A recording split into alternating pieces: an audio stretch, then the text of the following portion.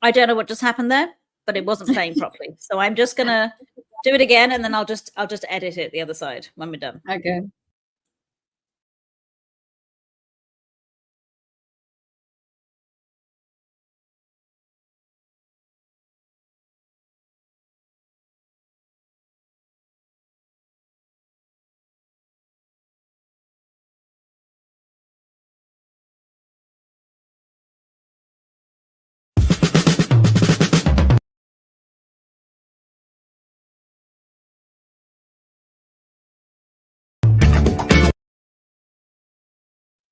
Sorry, I don't know why it's only showing on a little bit of the screen. It's not showing the whole screen. So I'm just gonna play with it for a minute. So sorry guys, just bear with me.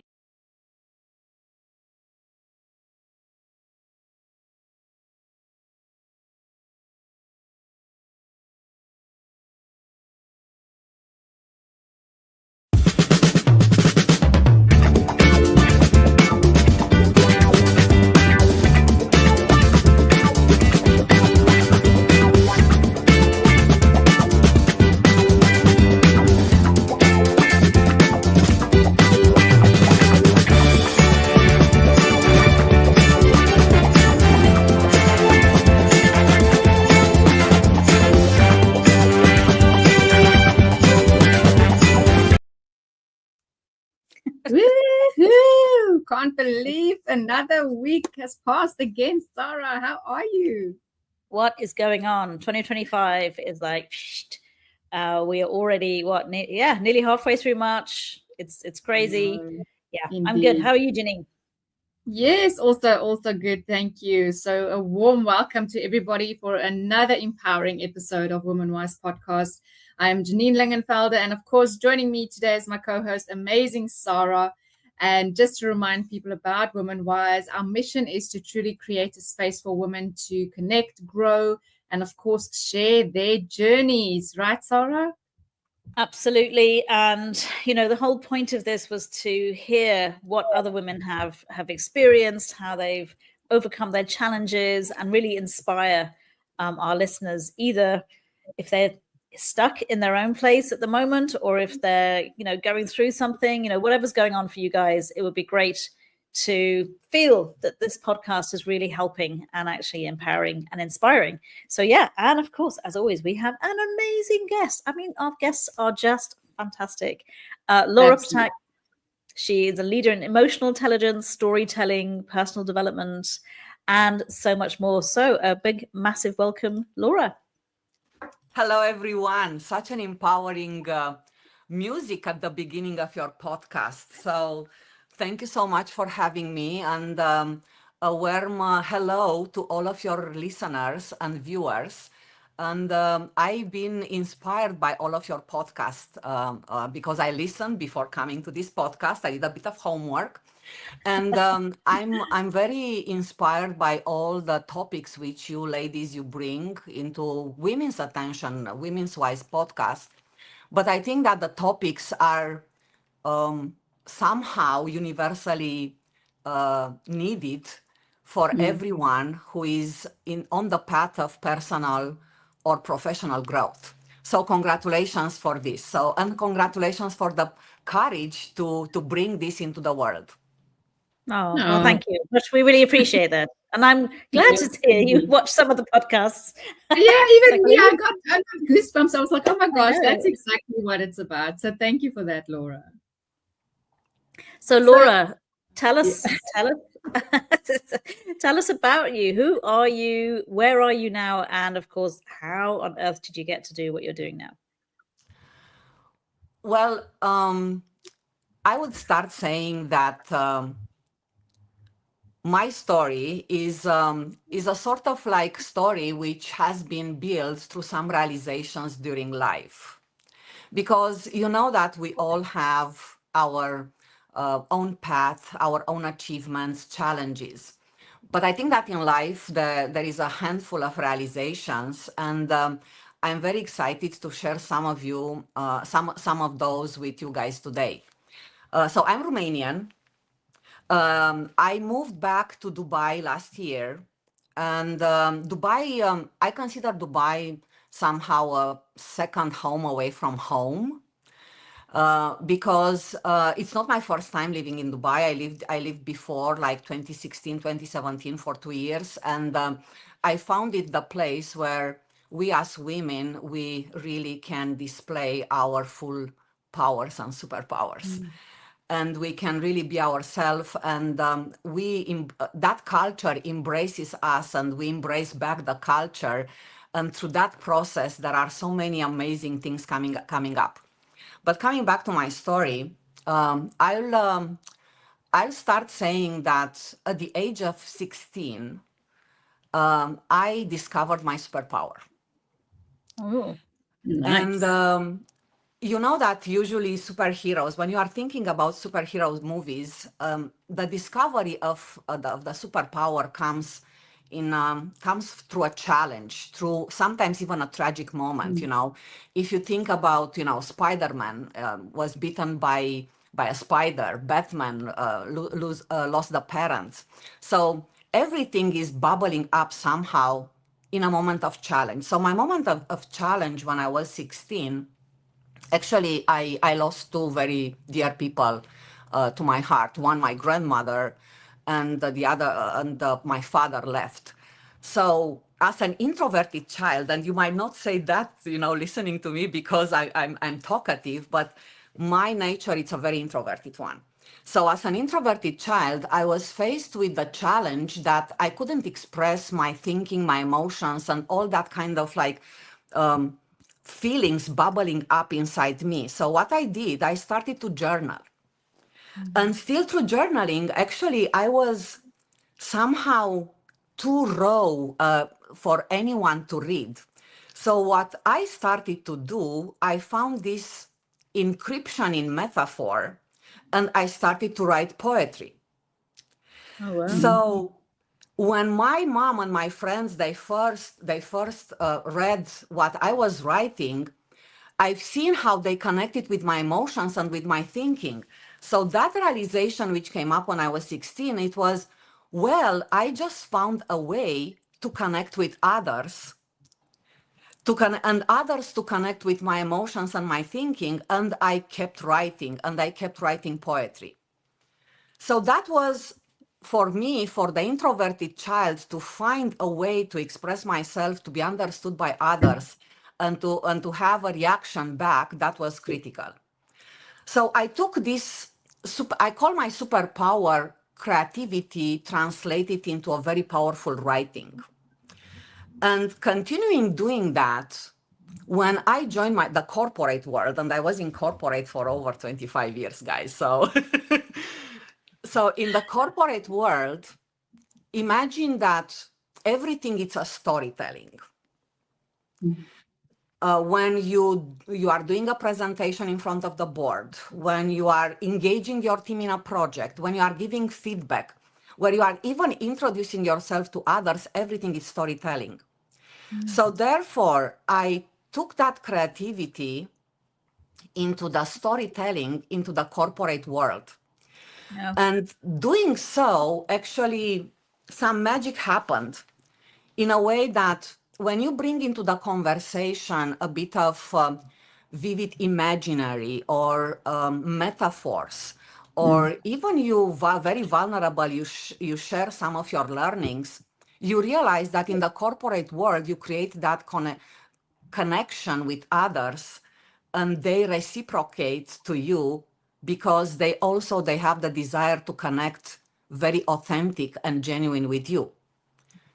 Doing this, that brought me having an amazing journey, 7 countries, 5 continents, various cultures. I've met amazing people.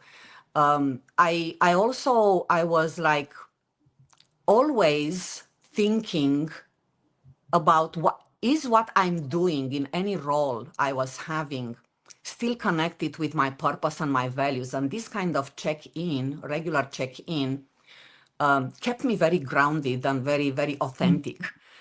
So corporate life taught me so much. It helped me grow as a leader, as a woman. It was the space where actually I learned how to have a very powerful voice, but also how to bring people up, mentoring people in the corporate life, and coaching and becoming that kind of role model. I think it's part of the personal growth of everyone, right? So corporate life, in corporate life, I also learned that connecting with my purpose, you really need to leave something back. You really need to leave some traces. So I started to ask myself the questions, how people will talk about me after I'll be leaving my role, and how they will, when they are thinking about me, what they are thinking.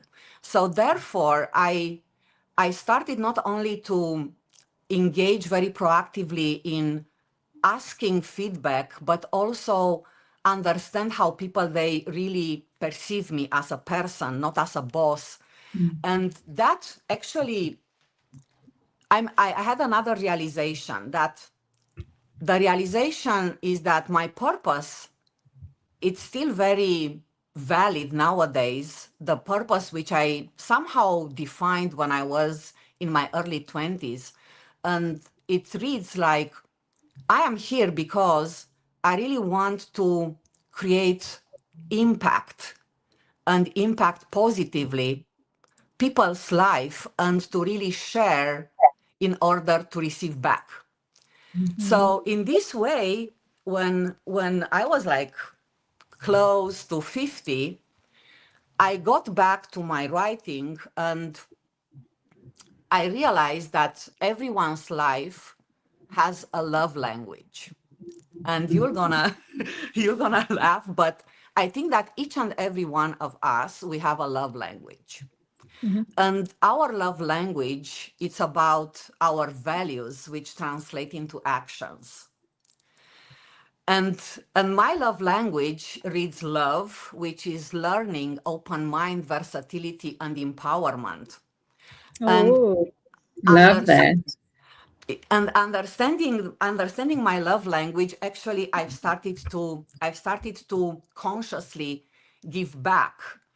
And in my writing, and even leaving the corporations, I decided to embrace entrepreneurship and this line of work, which is um, close to, it's close to education, it's close to mentoring, and really through the things I'm writing and I'm teaching, to empower people to discover their love language, and to connect through emotional intelligence with their own emotions, but with other people's emotions as well. So that's in short my own story. It has three big realizations, and I encourage everyone to use the realization method, not only to understand some of the critical events in their life, but also to maybe understand and realize what their superpower is. so I'm going to ask you about how, when you were so young, like in your early 20s, you discovered your purpose, because that's quite unusual. And, yeah, I mean, obviously there are some people who they just know what they want to do with their lives, but they're few and far between. Most people struggle, and I know I was one of them, between one thing and another, and what am I really here for? And for me, I was in my early 30s before I discovered what my purpose was. So how did you do it at such a young age? I did it because somehow I was forced through the nature of the environment in those days, because being left alone with my mom, and my mom and I, we had a good relationship, we're strong, but my relationship was through my grandmother. So when in my early 20s, my mother and I, we were building to our relationship, and we were asking ourselves the question. It was like, I think that right now that I'm talking, I realized that actually my mother is my first mentor. And you know what I mean? And my mother was, and I was like, at university, and my mother was asking me, what do you want to do with your life? Where do you want to go from here? You really have to think about it. And getting to answer questions like, what is your aspiration? How do you see yourself walking through your life? What is important for you? Even in school, I remember even in school, I was a giver because I was meditating people for mathematics, kids for in mathematics. So what I realized, like giving meditations, lending books. I was a big reader. I was a bit of a geek. I think by the age of 16, I was like reading almost 1,000 books, and we were having quite a very nice library at home. So this kind of like sharing, it was in my nature. And when my mother was asking me, what do you want to do? And I said, Mom, whatever I'm doing, I think that I can help people because I help friends with books. I help kids in a lower grades to learn mathematics. I learn my best friends to do roller skating. So just looking to this, I realized that it's about sharing knowledge, sharing experience. And I said, whatever I'm going to do in life, Mom, I think that I'm just going to share things. And for sure, the universe is going to bring me something back. And it did. I hope that I answered your question. Well, and loads of questions coming out of it. So, Janine, yeah, I love it. I absolutely love it. The one thing that pops out from what you're saying is, there's resilience. There's aspects in storytelling of resilience, and many of us have faced personal and professional struggles, and the way that we overcome them, that often shapes who we are today, right? So I guess, Laura, my question is, how do stories of resilience help women to navigate challenges? Because I'm sure that you had a lot of resilience with where you are today. Yes. Well, when I was coming this morning to your podcast, Women Wise podcast, and I was thinking in the last 5 days about how our experience is going to be and what value I could bring in. Actually, I realized that just think a moment about Dubai. Like, you live in Dubai, I moved back to Dubai. Most of the people living in Dubai, they are coming from somewhere. That in itself, it's a very big change, right? And changing your way of living, embracing a new culture, finding a job, building a business, facing a very new environment, that shows resilience. So what I was thinking this morning, I said, well, you know what? I think that everyone who lives in Dubai, actually, they are extremely resilient because they really take the challenge of moving from one place to another, and they make a living, they build a house, they found a job. And that those are not kind of like easy changes, right? So I was coming with this and I said, my God. But I think one thing which resilience, and what is resilience? So resilience, it's the ability to face challenges and roadblocks and to really emerge, on the other side much stronger. And hear me out, this much stronger, I think this is the moment when we really need to pause and to intake what we just experienced. Because after each and every challenge, when we go to the other side, we are saying, oh, yes, we are here. But do we celebrate that properly? Do we take the space to think, okay, so I'm here, I'm on the other side. What did I learn from what I just experienced? Because that challenge in itself can reveal strengths or even weaknesses, and sometimes weaknesses which are our. Oh, where did she go? Just might get you to just turn your mic down a wee bit, Janine. I don't know where she went, so hopefully she'll be back on. The camera, she's still on.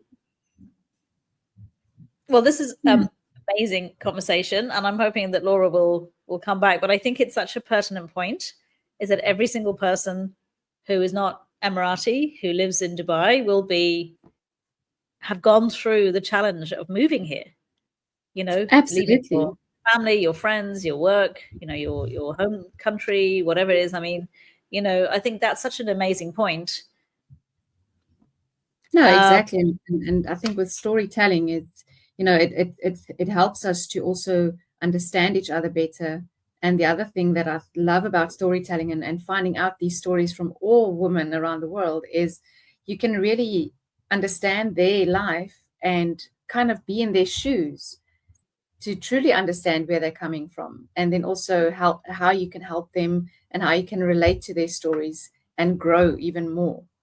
Oh, storytelling absolutely. I mean, you and I met because of stories.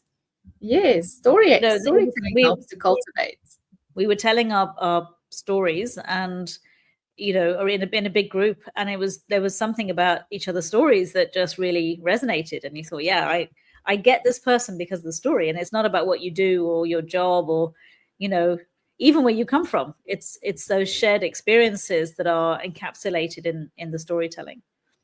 Exactly. And I think with storytelling as well, empathy comes along.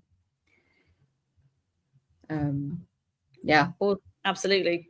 Okay, let's just see if we can get hold of Laura on a text message and see what happened. You have her number, and I will edit this. Oh, she's gone off completely. So I can edit this bit out. Yeah, okay. I'm gonna just WhatsApp her on the group. Here she is. Here she is. Oh, she's back. Yeah, there she is. Hi. Hello, apologies. I think that something just happened and my screen blacked out. But I was still able to hear you. So I heard all your conversation. That's okay. So let's go. So what was the last thing you said? Because we were talking about stories. But we were just saying how everyone who's in Dubai, who's moved here, has had to be resilient. If they've moved and survived, I guess not everyone survives here. Not everyone. I mean, we talk about resilience, but not everyone has resilience. And I think that definition is, to be able to go through challenges and overcome roadblocks and be stronger on the other side. I think it's because I've often, you hear words and you're thinking, okay, well, what does that mean to you? What does it mean about you? What does it mean about your story? So for you, what do you think is the biggest aspect of resilience that you have experienced yourself? Well, I think the biggest thing for me when it comes to resilience, and somehow I think, I don't want to brag, but I think that resilience is in my DNA. You have to brag. It's women wise. This is the whole point. Yeah. So I think the resilience, and we women inherently we are resilient. This is my belief. I totally believe this. I think what I learned understanding resilience as being one of the other powers, I realized that I really need to celebrate when I'm having an achievement. I also I'm looking back in order to understand what brought me on the other side. But I think that the most important realization when you go through challenges, when you look back, it's indeed, and I was talking that it's indeed your strengths, which somehow you are aware, but it's also what are those moments of fear or doubt, or the moments when actually you were almost giving up, and how you escalated that, what made you move on. And I realized that community and friends and the inner circle, they are an extremely powerful support to anyone going through a challenge. And if I'm about to think about resilience and what supports you through a challenge, I think that support model, which could be your family, your friends, your networking. Let's think about how we, the three of us, we came together in this podcast, supporting each other and learning from each other, right? So that support model, it's a must. And for anyone moving from one country to another, and I'm just giving you the example of moving back to Dubai in a framework which was very different than I don't know 6-7 years ago when I was living there, and my connections were not there, or very few of them were there, right? So therefore, as an entrepreneur, and my status was I was an employee when I was few years back, and now I'm an entrepreneur. The status in itself is very different. So to make a living and to be out there, the first thing which I did, because I learned in the past, is to consolidate the support model. So the support model, the Strategic Business Connect, you guys, and there are so many other women which I connected. My friends in Dubai, I have 2 beautiful women friends in Dubai. One works in real estate, and another one still in corporations. So that support model helped me overcome the challenges. And when you are facing the challenge, the other thing which I totally learn and I advise people to do, right? People, they have this impatience, right? Like, I really want to get over very fast. I need to happen like yesterday, right? So when you rush through a challenge, it's going to take longer. I think a challenge is like you eat the elephant one piece at a time, like very simple steps. And you take it, and when you take it like in this kind of like small, simple steps, you give yourself permission to celebrate each and every milestone before you go to the end of the world, the road. And when you are celebrating each and every milestone, it's like you have a bit of more oxygen to go to the next milestone. So part of my journey, moving back to Dubai and my entrepreneurship, even coming to your podcast today, for me, and it's the first podcast I'm as a guest in Dubai. It's like it will be the first of many after this, I can tell you now. Absolutely. It's like an oxygen, and I celebrate that, and I'm very grateful because that gives me the oxygen to go to my next milestone.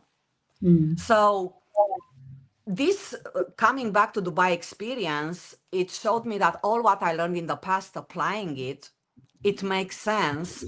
And I learned so much, not only about myself, but I learned a lot from all the people around me. I learned how I can do things better. I know how I can integrate better into the business community. So as long as you keep an open mind and you realize that you have blind spots, I think people, they need to be aware that we all have blind spots.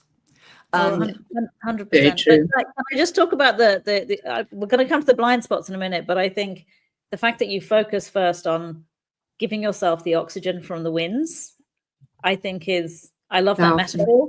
I just think it's so powerful. And recently, Janine is now involved in a networking franchise. And what I love about when the networking groups come together, it's like, okay, what are your wins? For the last week, what have been your wins? And I think every single person has forgotten until that moment. And you can see everyone looking in their diaries is, what did I do last week? And it's like, oh yeah. And the stories that come out from those wins are so inspiring. And I think I love that phrase. It gives you oxygen for the next step. I think it's fantastic. I love it.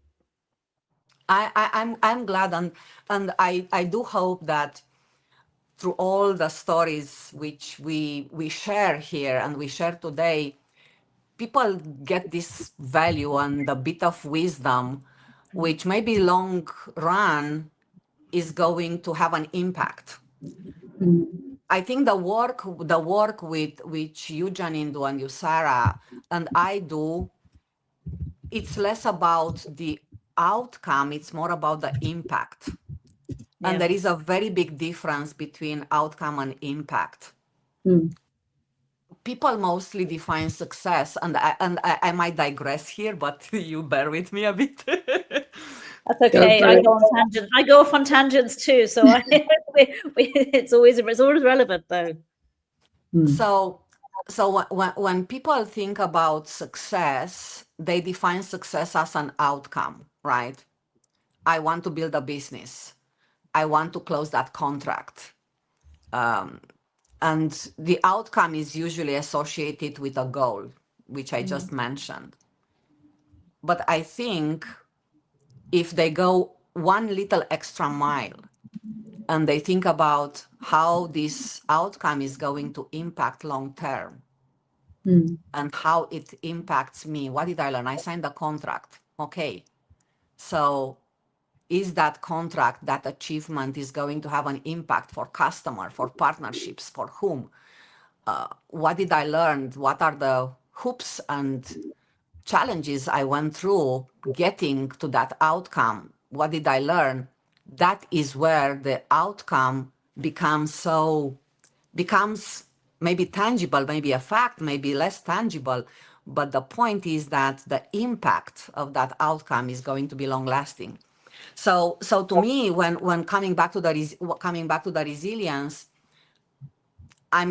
when I'm saying what did I learn and how stronger I emerge on the other side, it's about the impact of things I learned, I overcome, the support, the people I found on the way, which actually they will create impact long term for the next things I'm going to be doing. I love that. Do you want to go back to the blind spot, Sara, before I go? Yeah, no. So sorry, I had interrupted you about the blind spots, but I think the wins tick, oxygen tick. Okay, now what else do we need to look at to help us on our journey? I have a theory, and we are still talking resilience, right? So I have a theory saying that resilience is very strongly linked with resourcefulness.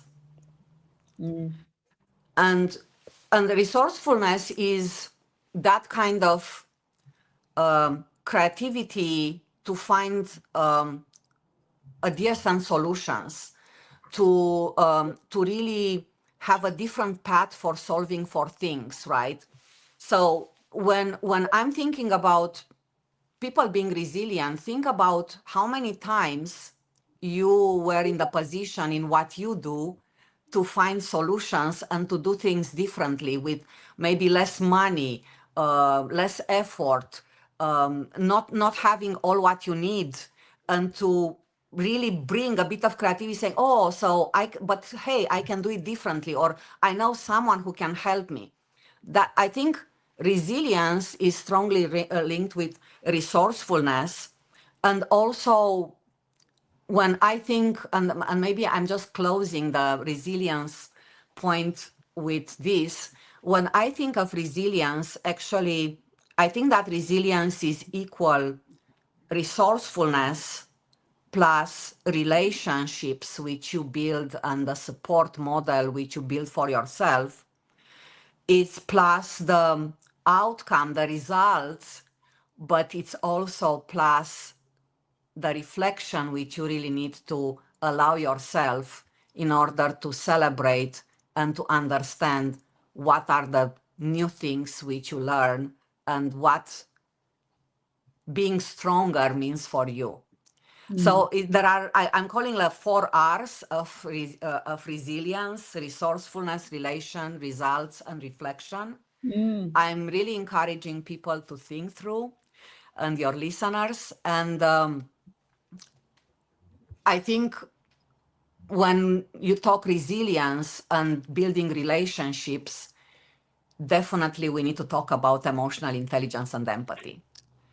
I think this is somehow a given, and the good news for everyone is that emotional intelligence can be developed. Yeah. Well, unless you're a psychopath. Say it again. I said, unless you're a psychopath, and then you don't think you have any issues, and everything's fine, and you don't have any blind spots, and but because there are people out there who are like that. I do think that the majority of people yeah, emotional intelligence is absolutely, it is a learnable skill. Yeah, and I would like to talk about blind spots in relationship with emotional intelligence. Um, so let's have a definition of emotional intelligence. So we know IQ, and IQ, it's the intelligent quotient. It's measured the person intellectual abilities in relationship with others, while emotional intelligence is measuring, actually it's a reflection of your emotions in relationship with others, but also the way how you understand other people's emotions and react to that, right? It's very simple, not very complicated. But when it comes to what are the pillars of emotional intelligence, well, there are five. So sometimes people are thinking emotional intelligence is equal empathy. Empathy is one of the five pillars of emotional intelligence. And I'm just gonna go briefly through the five pillars. And the first one is self-awareness. And what means self-awareness is that it's about, you know, where you stand as emotional intelligence skills, right? And this is where the blind spots happen. The second one, it's about self-regulation. And self-regulation means that you do really understand how you react, and you control. You don't shoot from the hip. You control your emotions, and you give the other people space to display their emotions properly. And self-regulation, it's another area where there are blind spots, because because people mostly, as I said at the beginning, they think empathy more. When they think emotional, they think empathy. But how you can display empathy if you don't master your self-awareness and your self-regulation, and you don't know how to control your emotions and how your emotions are playing out in relationship with others, right? So I say right a lot. No, I think it's really important, because so the way someone once described it to me is, everyone has a swamp, and it's not very useful to jump into someone else's swamp and join them and feel everything that they're feeling, and you're both crying together in the swamp, because sometimes now you're stuck in it, or maybe they'll climb up and out and leave you in their swamp. So I think empathy on its own, absolutely, I think is quite a dangerous thing in a way. It can make you very exhausted and very drained, because you're just yes, and very jumping. yes. Sorry to interrupt. And also you become vulnerable, and in a sense, if you don't control that, even it can weaken you. That drain of energy and everything, right? So self-awareness, self-regulation. The third pillar of emotional intelligence is motivation. And it's not the motivation of a paycheck or a status. It's about what is that kind of higher calling or purpose which makes you get out of bed every day and give the energy in doing things, and really the motivation which rallies people around you. The fourth one is empathy. And when we are talking about empathy, some people, they have this very simple description that you really need to put yourself in other person's shoes. Well, I haven't been in your shoes, Janine or Sara, but I think empathy, it's about understanding the other people's emotions, and really understanding the situation as well, and making a decision to react and to comfort and to have an emotional response to that through active listening, understanding, coming with some feedback, giving. And this is another thing which I learned in my life, is that sometimes we give advices very easily without people asking. I think asking for permission to give an advice, it's one. And also you really need to have someone asking you, say, what do you think about it, right? I gave you I put my story on a silver plate. What do you think about it? Also, people, they really need to ask for help and for your opinion, because sometimes your opinion might come like ill advice or ill moment. You know what I mean? So empathy. And I also believe that, and I'm gonna just pick on what you said, Sara. We cannot empathize with everybody. I think naturally people, they are attracted by communication, the stories, the similar experiences. We build relationship based on stories and listening and having common passions, values.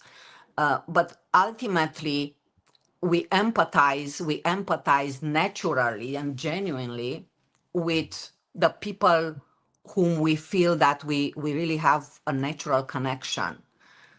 I also think that you can empathize with people with whom you see that they are going through a similar challenge which you went, and you know that you're gonna be helpful. And in the work what I'm doing, interacting with people who've been in the same place where I was 30 years ago, it makes me empathize, because I know exactly the struggles, the challenges. I know exactly the pain points which they are going through. So therefore, naturally, I can empathize with the experience, and I can really bring value, and I can bring expertise and knowledge to help them move on. And the last one on emotional intelligence are the social skills.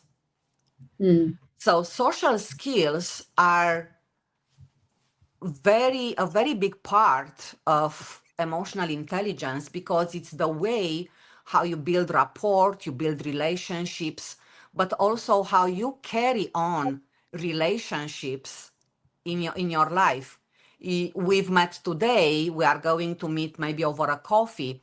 There are relationships with whom you interact maybe one time, but the question is, what are those relationships where you see the value to build on it and to create rapport and to bring them into your life, because together we are much stronger and we bring value to each other. So thinking emotional intelligence, self-awareness, self-regulation, motivation, empathy, and social skills, imagine how many areas of development an individual could have working on some of these areas. My brain has literally gone, oh, you can do this for over here, and you can do this and it was like, so I just want to just address one thing, which is something that I kind of, it's taken a long time to get to it, but I got to the realization that there was actually sort of 3 different variations of empathy. So there was the first one, which I think is the lowest form, is sympathy. Yes. You know, oh, you poor thing, you know. And I don't know anyone who really, apart from, unless you're unwell, when you're not sick, if you're sick and someone says, oh, you poor thing, I think it's okay. But I think if you're telling your story and someone feels sorry for you, I don't think it's very helpful. I don't think it's very helpful. I totally agree. If you get a message and someone is saying, you know, unfortunately I cannot make it, I'm sick, and because you are in a relationship, at least a communication relationship already, you might reciprocate saying, oh, I'm sorry to hear that, I hope you get better soon. But it's a very basic relationship. It's just communication. It's a low level. It's a low. But exactly. I think there's a little something else sometimes with sympathy, which is almost, you can almost feel the person being so relieved that it's not them. True. You know what I mean? True. Yes. They're like, True. Yes. you're like, you poor thing. Oh, thank God that's not me. Thank God that's not my child. Thank God that's not my relationship. So it's almost like there is no connection really. It's actually a disconnect, I think. But and everyone knows that feeling. Everyone knows the feeling. There's a bit of judgment going on. It's like, there's definitely something negative happening in that situation. And empathy, I sometimes feel that it is a little bit too much of feeling what the other person's feeling. For me personally, I like the word compassion, because you're staying in your own solid ground and you see that someone is suffering and you see it, and you because we all want to be seen. And I think recognizing that someone is going through it, but also understanding this is never going to, nothing lasts forever. Everything changes, everything passes. And to see that person as resilient, to watch them and go, I know you can do this. I hear that you're going through something now, but there's more to you than your problem. Yeah. And Yes. and I think when it comes to empathy, depending on the relationship, and because we are all related to each other with a different level in relationship. Maybe some of us, we are in the early stage of the relationship. Some of us, we are much more advanced. We already know things about the person. I know your story. I know some of your values. I understand where you are going, your aspirations. That's a very different level. And it's a very different level of relationship when you talk about, family and very close friends, right? So the way how you empathize, it's very different. And also compassion. The compassion comes like, yes, I feel you, I hear you. Tell me if I can, how can I help you? Yeah. I like that aspect of ask permission to offer help, because Yes. when advice is unsolicited and it's just given, it actually can do more harm than good, I think. I agree, and it happened to me a couple of times in life. That's why when I have unsolicited kind of advice, You know what I you don't should do. I I was don't thinking the Right. same. yeah I don't shut myself down. I'm listening because it's free, first of all, and True. and it's and you never know. And to me, um it shows also, if you are thinking that someone comes to you with unsolicited advice, it also shows you that that person might care more than you think that they care, True. right? And maybe that relationship, you will never, you take that with you, and that relationship might evolve to the next stage. You never know. It's up to you what you're going to do with that advice, which comes for True. free. Yeah, I like That's that. it. It's free. Yeah, Free. love it. You So might as well listen. You don't have to act on it, but you might as well listen. Yeah. exactly. And I also think that when people are coming with this kind of free advice, I think that they are coming from a place of good, Yeah. and that in itself, it shows that somehow they care. Mm. And that for me, it's like, wow, actually, if he or she cares about my situation, that's interesting. It's a good That reframe. it's a very good read. Now, when you also have, and I think that we all have in our life, the kind of advices which are coming from a weird place and maybe not a good one, those are the ones that are putting you on a dead road or a dead end.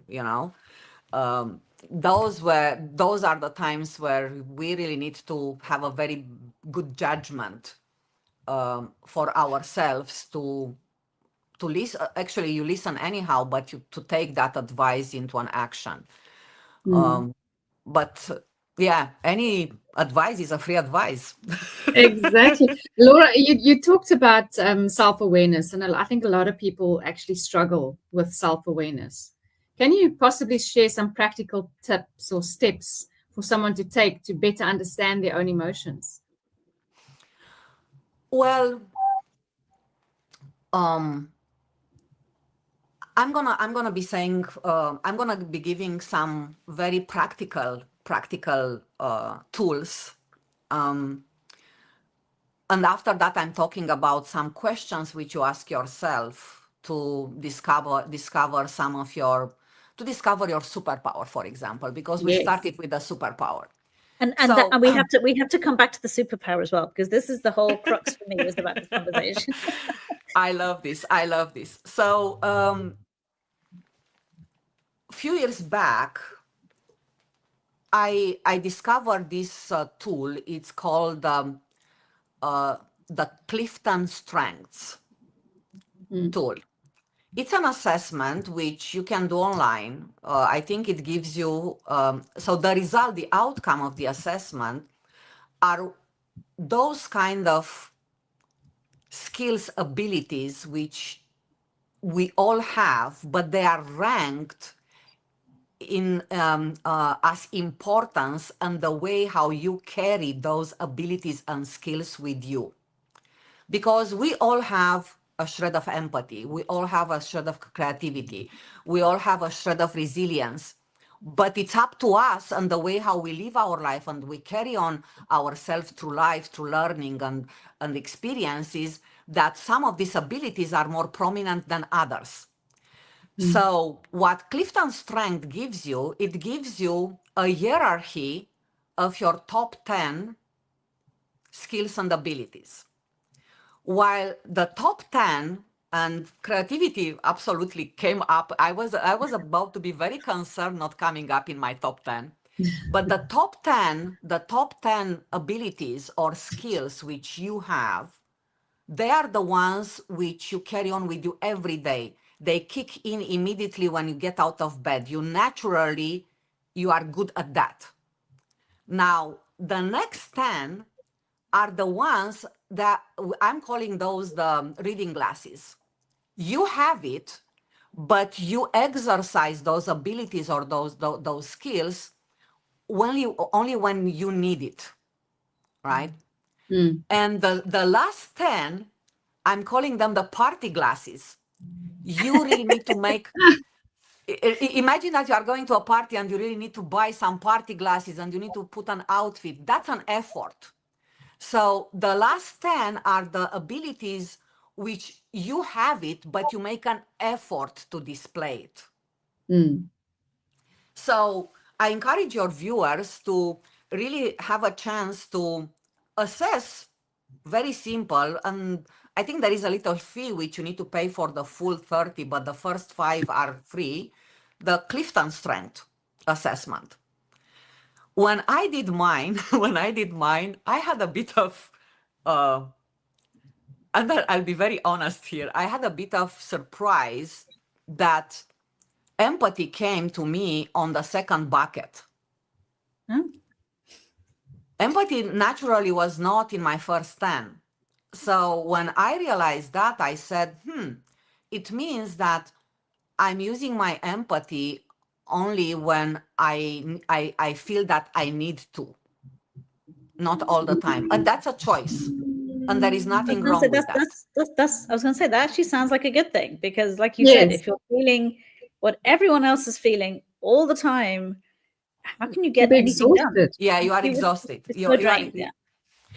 Okay, so this is the first tip when it comes to resilience. Now, to assess, sorry, I was my mind just went somewhere else. When it comes to self-assessment, now I think there are a couple of questions which I'm asking myself almost every quarter, not every day, but every quarter. There are these questions pop up in my head for my birthday, during the new year, those kind of moments when you feel that you are crossing the line to the next chapter in your life, So the questions which I'm asking as self-reflection are, what do I still enjoy most doing in my life? what is that? Is it still the writing, the creativity, meeting people, getting to connect with others, or there is something else?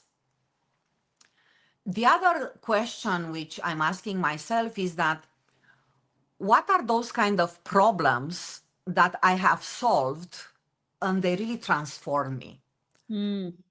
I, I really gain something extremely valuable for myself. And I realize that I can do more, I can be more, I can give more. And the question which I really like asking people when I meet them first is that, if you are who you are today, what advice would you give your younger self? Oh, I love that question. By the way, we seem to have lost Janine, so I'm hoping she'll come back in before the before the end of the podcast. But I know she was going to have some problems with her internet potentially. So these are my favorite three questions which I like asking myself.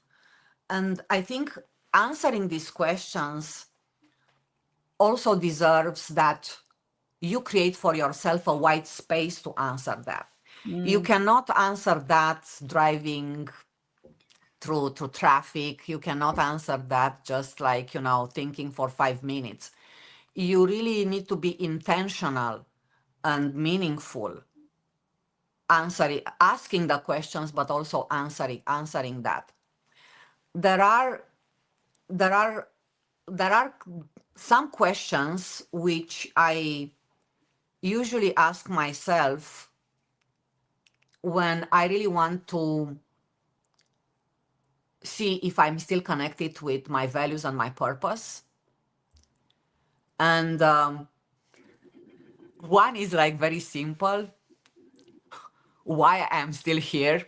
Like, why I'm still here? Like, is it like because I'm still connected with my purpose? Is because I still deliver value? Is because I still deliver impact? The other one is about what I'm still committed to do to fulfill my purpose. What is that extra mile, extra challenge? And really checking in if I still live by my values. And my values, there are like, I think 4. I don't have 100. I learned through life to really go to a handful of values, which I do believe they are reflected also in my love language. And one of my values where I'm not gonna compromise, it's definitely creativity. So anything which stands in front of me, expressing me creatively and doing all the things which I enjoy doing, well, yes, we need to have a conversation. So creativity, and after that, courage, which is linked with challenge. I love a good challenge. I think people who are not inherently curious, and is going to be very hard to get out of the box. And curiosity is also helping you to really find those challenges which they will gonna give you the platform to grow and to learn more about yourself. Growth is my third value. I do believe that we are here because we need to be aware about our strengths, our weaknesses, and to work with ourselves to create a better version of ourselves. How you grow in this life. And growth actually is linked with purpose. The way how you grow is going to bring you closer to your purpose and to your aspirations. So when people are starting thinking about personal or professional growth, what I encourage them to do, I encourage them to really start with the most basic questions. What's my purpose? Do I have it defined or not? If not, let's define it. If it's defined, do I still connect with? What are my values? And what are my aspirations? I think these three things, each and every individual needs to start thinking about it, because that is the platform which is going to bring you from point A to point B. And that means growth. Well, I could talk to you absolutely all day, but there are two things I want to mention. So when we spoke before the podcast, you talked about purpose and what's your superpower. And I'm imagining that if you don't know what your purpose is in life, it'll be much harder to find your superpower. But if you do know your purpose, how do you identify? Because I've been thinking about this since we last spoke, and I think I've identified my superpower. But I'd like you to talk a bit about it. So you identify your superpower. That's amazing, first of all. I think so. I think so. That's amazing. So coming back to our discussion, and when you asked me about how did you identify your purpose when you were like 20, and I explained the relationship and the fact that my mother was my first mentor, asking me the question, so what are you doing? Where are you going? Why you are here? What is your purpose in life? What do you want to leave behind? How people will talk about you. So when I was thinking at 20th, I said that, you know what, I think that my purpose here is to give and to help people grow because of all the previous experiences. That connected me with that triggered that was linked with my superpower, which I discovered already when I was 16, because through creativity and through the writing and creativity and poetry, it's also a sort of giving, right? Yeah. And I think when you discover your purpose, if you didn't discover yet your superpower, your next step is to discover your superpower. For me, the circle was a bit different. I discovered my superpower when I was 16, and for me, was that kind of oxygen that I can connect with my friends, with my mom. I could say things, maybe encrypted in metaphor, but I took them out. I took my feelings, my emotions out. And that for me, even I was 16, it was a big realization. And I understood that becomes a superpower. So the process for me was, I understand the superpower, but my purpose came late.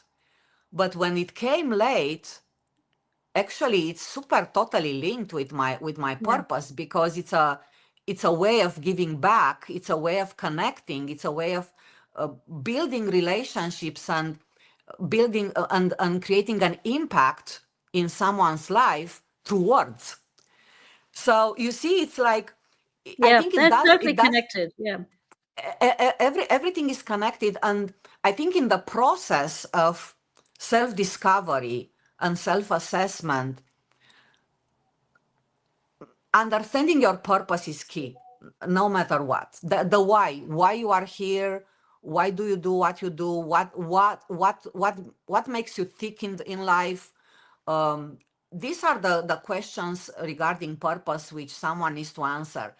But somehow in that reflection process, definitely understanding your superpower becomes a by default process, because you understand what you like most doing and what you enjoy doing, and what is that ability or skill which really helps you transform yourself, and that is your superpower.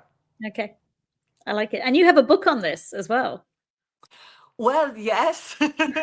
Which we didn't mention at the beginning, because obviously we're coming up to the hour, and I would love to keep talking to you, but we'd like to keep our podcasts within the hour, because otherwise it will be 3 hours. And I think today we could definitely do 3 hours so easily, and I think it's been absolutely fascinating. So tell people just a little bit about your book and where they can find your work. Where's the easiest place for them to connect with you? So the easiest way and for anyone to connect with me, it's LinkedIn, and also the links will all be below. Yeah, LinkedIn. I try to keep to LinkedIn because I think on LinkedIn we can, there is a community and we grow together on LinkedIn. It's not that the other platforms are not important, but I resonated a lot with LinkedIn. My book, and someone yesterday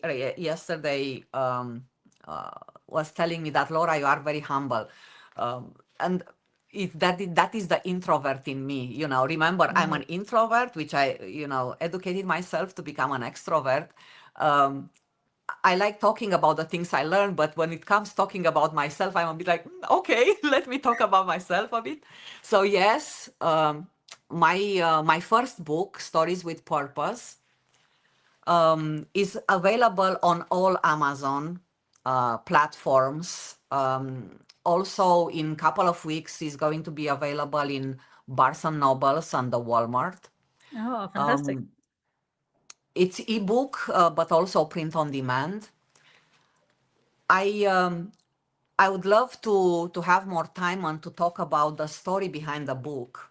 Well, But without we are gonna have you on again, 100%. And we've been talking about this idea of getting all of our authors that we have interviewed together, and doing an event. And I think you'd be an amazing addition to that.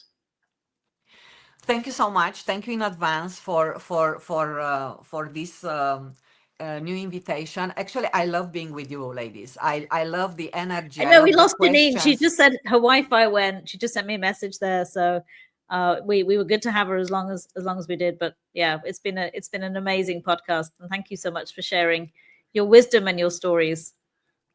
Thank you, Sarah. I of course I'm gonna thank Janine as well. It's a pity that that we wrap up without her.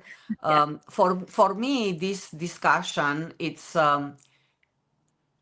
such a priceless gift, and I really want to thank you, because these are the discussions which I really enjoy having with women and in any kind of format. And I really want to thank your listeners and your viewers, that they are tuning to your podcast, and to not forget to give us some feedback. So to give some feedback Absolutely.